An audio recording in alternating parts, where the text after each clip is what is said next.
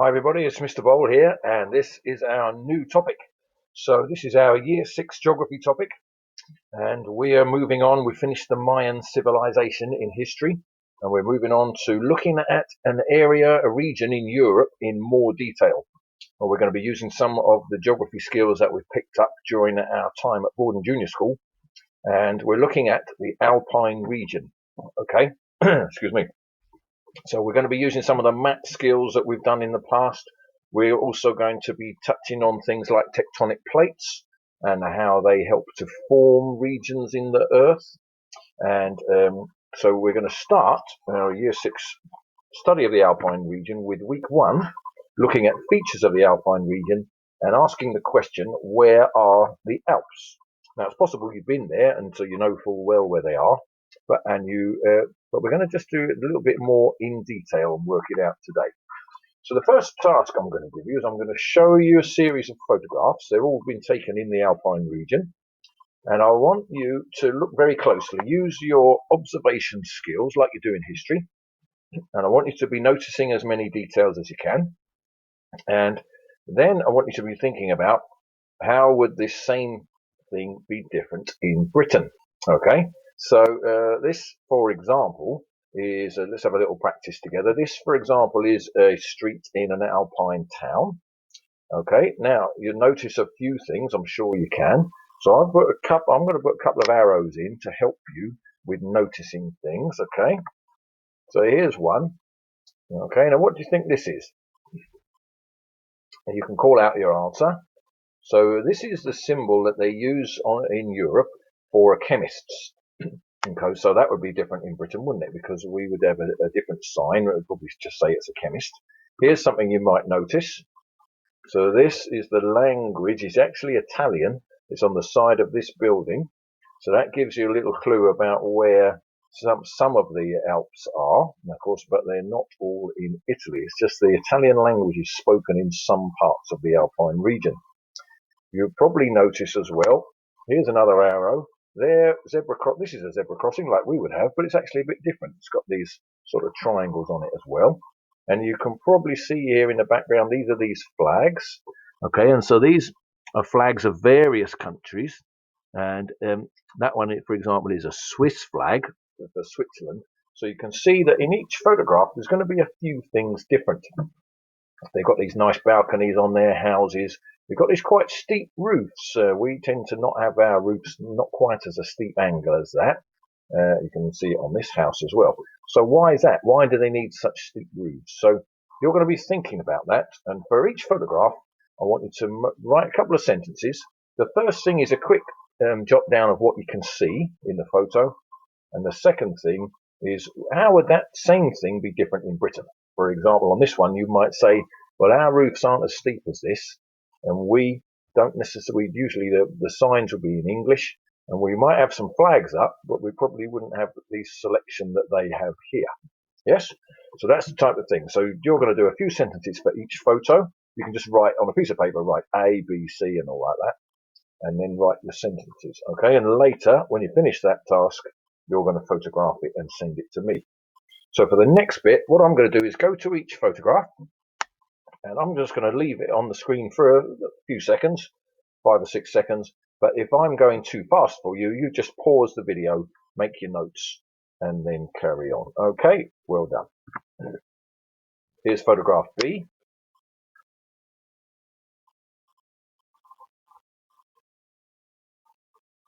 Here's photograph C. Remember, you're making a note of what you can see in the photo and how it would be different in Britain, where we live.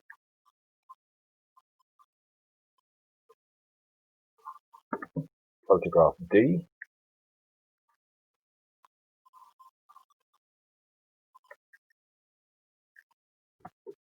Photograph E.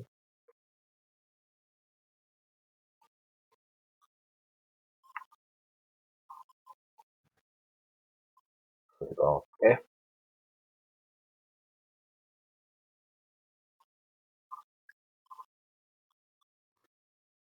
And G.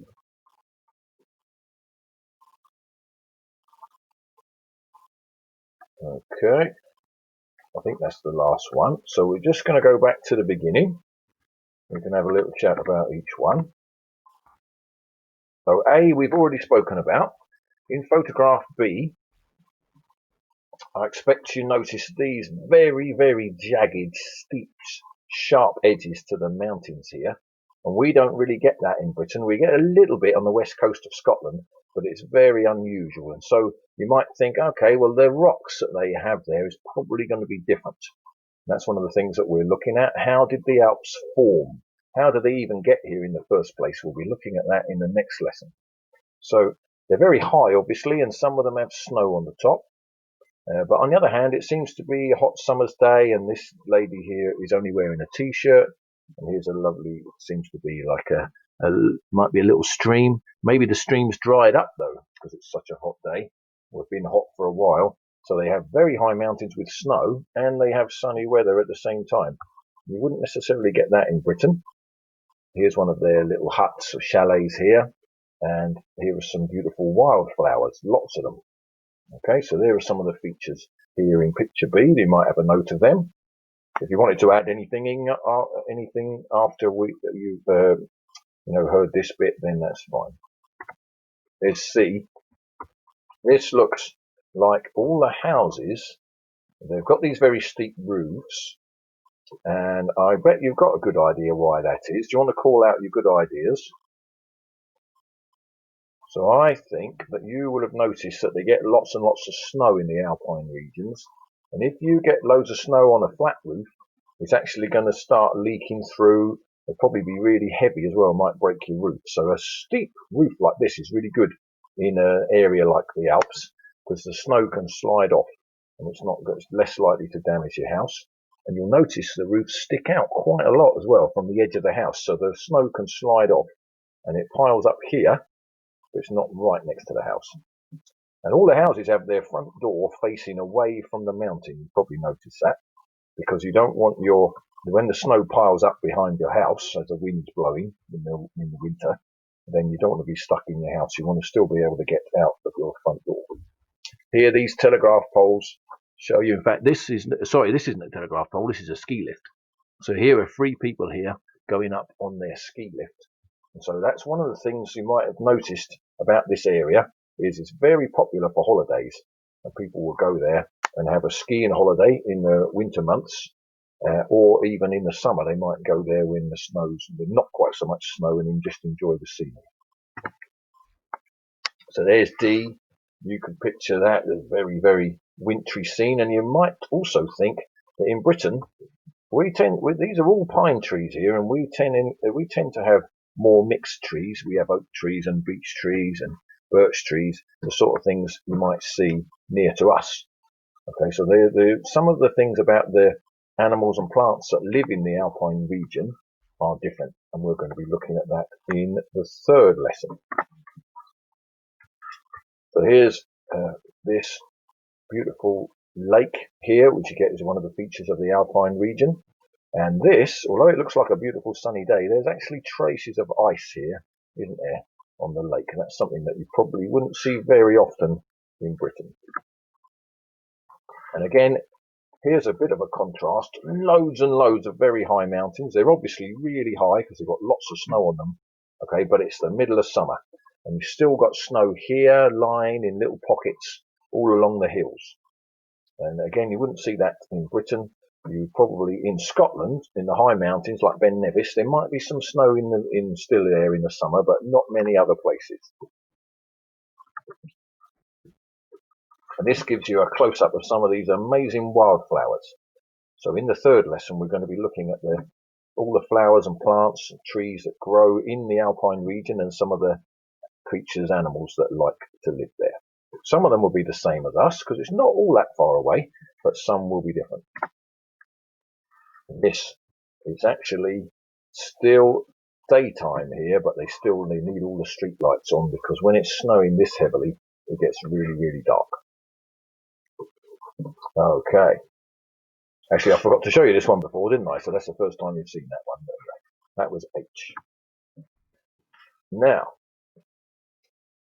first of all, we're going to before we try and find the Alps, okay, and where they are, on this map of the whole world, we're just going to have a little revision of the continents. Okay, so I know that you all know really well a song about the 7 continents. On this map, at the moment, some of the countries are marked, like the USA or Brazil, but that's not the continents. Okay, so there are 7 continents. Can you, before I show you where they are, I want you to point to them and say the names. Okay, off you go.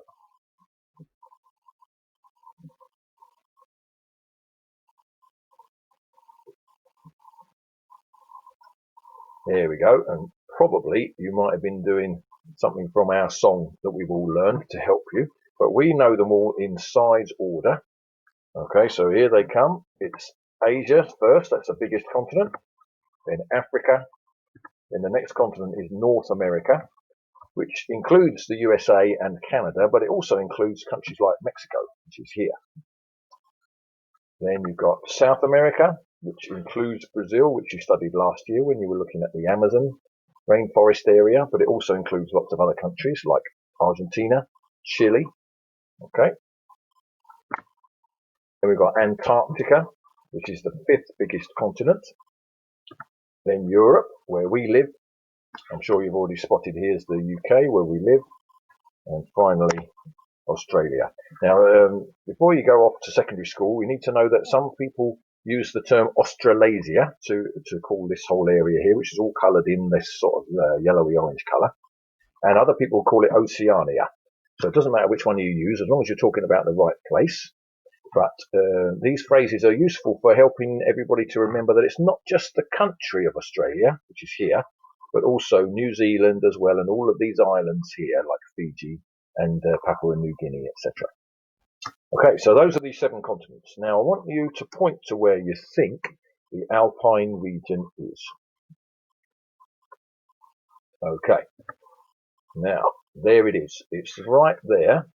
It's in Europe. Here we are, so it's a little bit south of us. So because it's a little bit further south, normally you'd expect it to be hotter because it's nearer to the equator. There's the equator there. But actually, because the Alpine region is very high, and much higher than anything in Britain, then it's not always hotter than us. In fact, they have lots of snow in the mountains, as you've already seen. Okay, so there's where the Alps is. And we've got to get that clear in our mind. So we're going to go in a bit closer now, a little bit more detail. Okay, so here's a map of Europe. So here's the UK, and we live about there. A little clue for us to find where we live is the Isle of Wight is there, and we're just about there. There's London about there. Okay, so we've got a map of Europe. So this region here is the Alpine region. Now, to get a clearer idea, this is what we call a political map, which shows the borders between the different countries, and it just gives you the names of all the countries. Okay, so it's useful for knowing where the countries are, but it's not useful for knowing about the physical features. And so for that, we need a different type of map, which we call a physical map. Okay, so here's a physical map of Europe. Now, on this map, the key is that the green areas are quite low-lying lands, so it's not much above sea level. But then as it gets into this sort of orangey colour, it's higher. And then the darker orange is higher than that. And then the brown is high, so this area is very high. That's the Pyrenees mountains here, but it's not as high as the Alps. The Alps is the highest mountain range in Europe, and here it is, lots of very high mountains, okay, and they're in a colour that's gone into nearly to blue, hasn't it? So you can see that Britain does have high mountains. They've got some in North Wales. Up there, that's where Snowdon is, which you've probably heard of. You might have even been there. And these ones up in Scotland, okay, and up here is Ben Nevis. So this area is the highest bit in Britain, but you see that's actually not nearly as high as the Alps. So here the Alps are highest mountain range in Europe. Okay, now later you're going to come back to this because for the second task, so you've already got sentences that you've written about the photographs, which is task 1. Task number 2, you're going to use this map to help you. So when I've finished explaining it, you will want to come back to this bit of the video and just pause so that you can see this part of it, okay? So here's task 2. Now you're going to print this map off from our website. If the printer's not working, just draw something a bit like this. And it doesn't have to be perfect, but remember that this, I'm going to give you a little clue, this country is Italy, and a really good way of making sure that everybody knows it's Italy is it's shaped like a boot. You see it? And I always think of this is Sicily, which is part of Italy, and you can think of it as a boot kicking a football. Okay, and then you obviously can draw the UK and Ireland. Now I'm going to put some of the countries in, but I actually want you to work out the Alpine region, which is, as we've said, is around here. So I want you to use the previous map. So you're going to have this on your screen, then you're going to have this on your paper, and you're going to work out the Alpine region actually covers 8 different countries, okay? And so I'm going to put some of the other countries in that are not in the Alpine region. I'm going to do that first. Here we go. Here's the UK. I'm sure you knew that. I'll put Spain in. I'm going to put Russia in, which is a really, really big country that covers right the way across here, and actually is a lot of it is in Asia, okay? But this part of it is called European Russia, so that's in Europe. Then I'm putting in Poland, and I'm putting in Turkey. Now, I don't want you to worry about these countries. You don't have to label them all. And all the countries I've put in are not in the Alpine region, okay? You're going to find the 8 countries that are in the Alpine region, and you're going to label them on the map. Now, 2 of them are so small that they're almost impossible to find, so I'm going to put them in for you. And they're the 2 tiny states of Monaco and Liechtenstein. So Monaco, you might have heard of it, is right down here. And it's where there's basically all the millionaires live there, and they all have big yachts, and they go sailing here. And then in the winter months, they might go skiing. So they can afford to live there all year round. And I just tell you, I don't think you get many retired teachers living there. So that's probably not where I'm going to go when I finish teaching. But this place is Monaco. And the other tiny country, as you can see this really, really small circle there, that's actually a separate country, which is called Liechtenstein. It's right in there. So I'm giving you those 2. That's a present. We've got Monaco and Liechtenstein. They're 2 of the 8 countries that the Alpine region covers. And the other countries are all around here. Okay, so you use the physical map to work them out and then label those countries. So you've got 6 to find, all right? And they've got to be labelled on this map. And then when you've labelled them, I want you to shade in the Alpine region. Try and do it a little bit like the physical map. So using your colours to show how steep the mountains are. Okay, so shade in the Alpine region and name the other 6 missing countries that are not on this map. That is task number 2. Okay, so here is a summary of the 2 tasks that you're going to do for me as a result of having this lesson. Number 1, write the sentences about each photograph from A to H. The sentences are, what can you see and how would this be different where we live in Britain?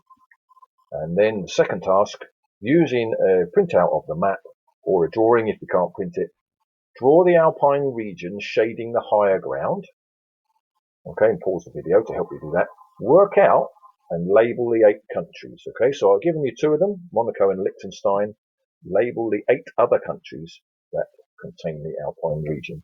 And that is your 2 tasks for this lesson. Well done, everybody. Look forward to seeing the photographs of your work. All the best.